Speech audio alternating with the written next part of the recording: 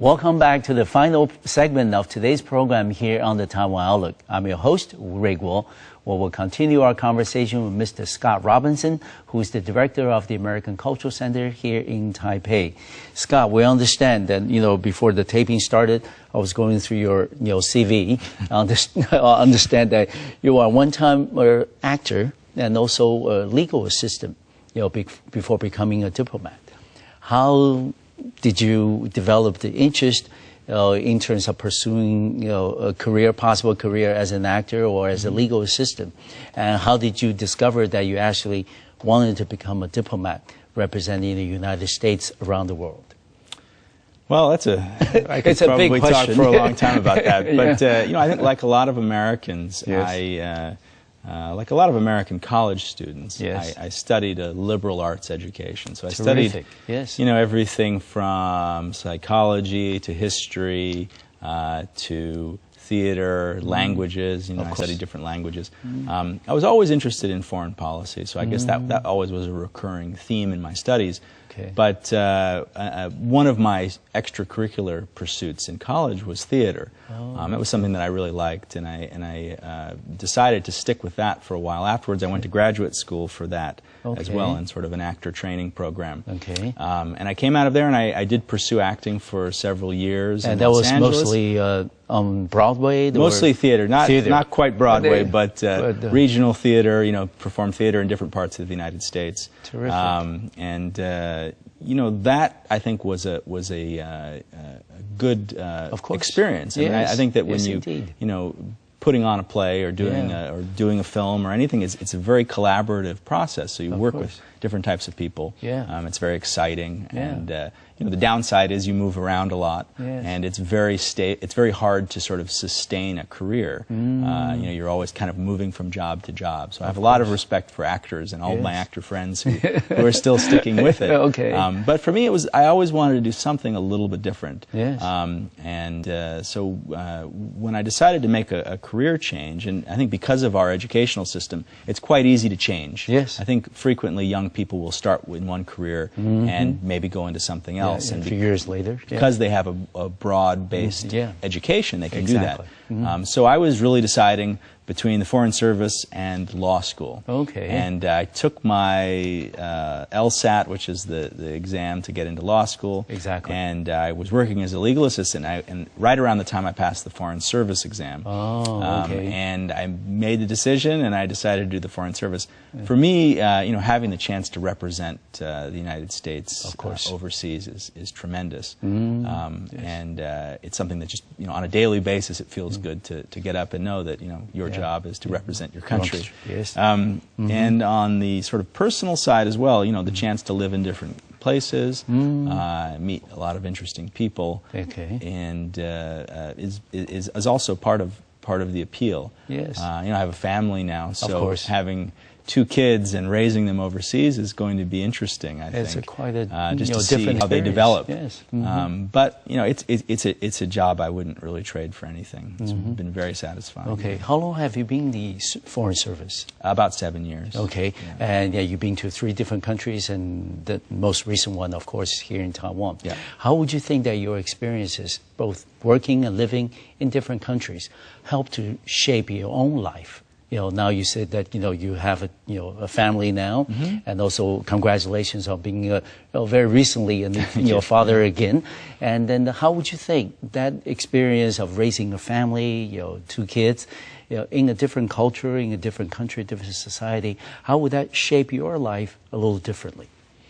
It's interesting because when you live overseas, on a daily basis, you're faced with differences and things that you're not really used to. Yes. And I think that it makes you, very, very tolerant and very patient, because you can't expect everything to be the way it is in your country. At the same time, you do notice things that you like about each country and each place. There are joys to being in a foreign country. I mean, food alone is something that you get to experience very often. I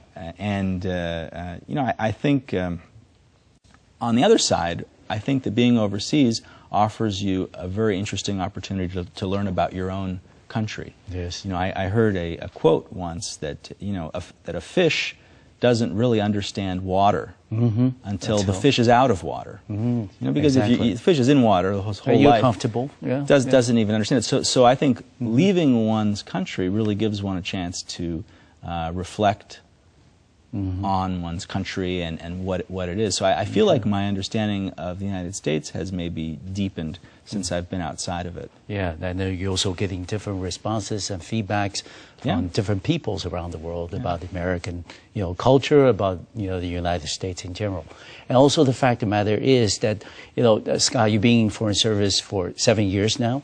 So when you first received your overseas assignment, did you have to go through some type of preparations, you know, mentally, physically? I mean, not job required, but just in terms for you, you know, in your continued pursuit of a career in foreign service, that you need to tell yourself, hey, I'm going to a different country now, you know, whether it's India, China, or, you know, Taiwan, you know, what are some of the things that you need to prepare yourself for, mentally and physically? Yeah, we do go through job training. Okay. And you know, some of that is specific to the type of job that you might be doing in a given place. But some of the training is just general, you know, how you adapt to foreign cultures, maybe some of the feelings that you go through. Okay. Because in my case, you know, you are truly moving your whole family, your whole life and your family. Yes. So it's not always easy. My first assignment was India, okay. Which was fascinating because, you know, it was a place that I didn't get language training for my specific job, and I was in a part of India where English is widely spoken. Okay. Yet, it is a very different culture and experience. So there are things that you can do. I think learning about the country is a key. You know, understanding the history. Yes. And you know, preparing yourself mentally and physically for different weather, different food, different you know, different ways of moving around from point to point. Yes. Yeah. So I think you know, a lot of that type of preparation you have to do on your own. I mean, there is no like course for it. Of course. Language training is great though, and I think speaking the language of the place in which you are is very important. I mean, I would find it hard to live here without Mandarin. Without some Mandarin at least, because it just gives you an in to the culture, and it makes it easier to interact with people. Okay.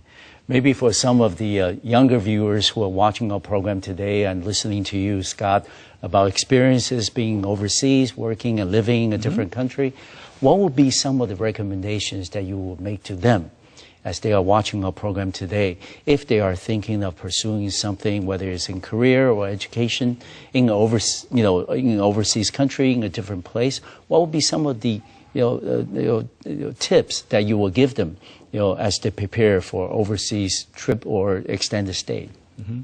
Well, learning about the country is easier than ever now because of the internet. Of course, the information available. And you just need to be sure you consult a wide range of websites and resources. Okay. But I definitely encourage people to look for opportunities, particularly people coming right out of college and university. And this goes for Americans. It also goes for people who are in foreign countries, and people from Taiwan who might want to experience the United States. In the years after university, it's a great time to do it because you have a little bit more flexibility in terms of your career and in terms of you might not have a family yet. So that's the time to do it. I had chances quite early in my life to live overseas, to live in Germany, and that to me really opened me up a lot to the rest of the world. Okay. And also the fact is that, Scott, as you're looking at the 2 years that you've been in Taiwan, and you've of course being exposed to the culture, to the people, to the kinds of cultural richness that this island has to offer. What are some of the things that you've discovered, based on your personal observation, that maybe we can, take as suggestions or recommendations from a foreign visitor as to make Taiwan a little more, foreign visitor accessible or more friendly, maybe as little as, the translation on the menu, or as the road signs, the direction pointing, the right directions. What would be some of the things that you would recommend? Taiwan is a great place to be a foreigner. I mean, it is friendly. You definitely don't have to get friendlier. Okay. And in terms of, I think people here also tend to be understanding of foreigner-spoken Guoyu. Okay. Mandarin, so Mandarin. If you I know I probably don't speak Chinese perfectly, but it's nice when people are sort of patient and try to understand that what I'm saying. But I honestly think that Taiwan is a great place to be a foreigner. Okay. With the high-speed rail, yes. It is very easy to get around here, and every time I ride the high-speed rail, I'm always so happy because you can just get from one place to another so easily. Okay. I think it's good that people are continuing to learn English here, and I hope that people will continue to. I hope that people will continue to look for opportunities to study abroad, particularly in the United States, because I think that's really the core exchange that makes life here so open to foreigners, is the chance to meet people and to say, oh, I studied in this city, or I have relatives in this city. That type of exchange, I think, needs to continue, and I really hope that people will continue to study in the U.S. Yeah. With foreign diplomats like yourself, being here in Taiwan, I certainly hope, and I'm confident, that the cultural exchanges that have been going on between our two countries will continue and flourish in the coming years. Thank you very much, Scott, for being on the program today. Thank you for having me. It was really a pleasure. I certainly enjoy and learn quite a bit from our conversation today on the program. Thank you. All right. I want to thank you for watching our program today. I'll see you next time on MacroView Television. See you. Bye-bye.